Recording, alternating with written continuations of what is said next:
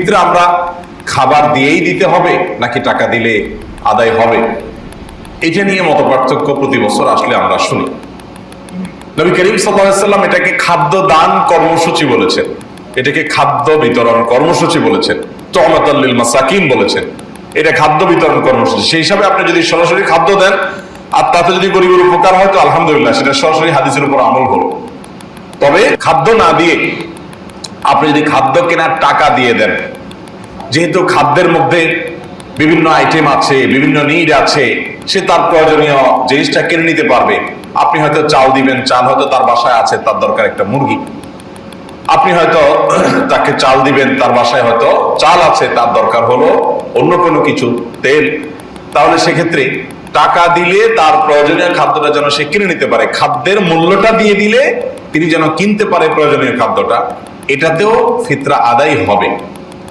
এবং এটা অনেক ইমামদের মত, যদিও অনেক ইমামরা এর সাথে রেফার করেছেন, কিন্তু এগুলো নিয়ে আমাদের খুব বেশি কেওয়াজ বাঁধানোর কিচ্ছু নেই। আপনি খাদ্য কিনে দেন।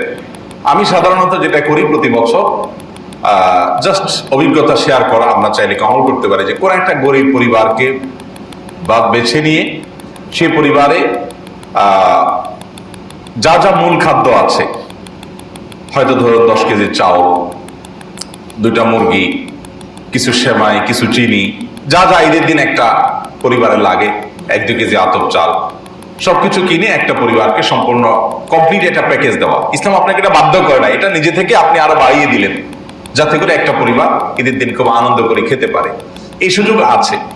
এখন আমরা ফিতরা টাকা দিয়ে দিলে যা আদায় হবে কিনা, নাকি খাদ্যই দিতে হবে, এটা নিয়ে আমরা বিশেষ করে যেইভাবে কড়াকড়ি করি এবং যেভাবে বাড়াবাড়ি করি, এটা কোনো কোনো ক্ষেত্রে সীমালঙ্ঘনের পর্যায়ে চলে যায়। এটা আমাদের করা উচিত না। যেখানে ইমামদের, ফকিহদের, মুস্তাহিদগণের একাধিক গবেষণা আছে, একাধিক মত আছে, এবং বিশেষ করে দানের ক্ষেত্রে একটা গুরুত্বপূর্ণ মূলনীতি হলো গরিবের জন্য কোনটা বেশি উপযোগী সেটা মাথায় রাখা। আমি সৌদি আরবে দেখেছি, সেখানে সাধারণত সবাই খাদ্য দিয়েই দেয়, নগদ টাকা দিয়ে দেওয়ার কালচার নাই, কারণ সেখানকার উলামা ইকরামের ফতোয়া হলো নগদ টাকা দিয়ে আদায় করলে ফিতরা আদায় হবে না। তো যার কারণে তারা খাদ্য দিয়েই দেয় সবাই।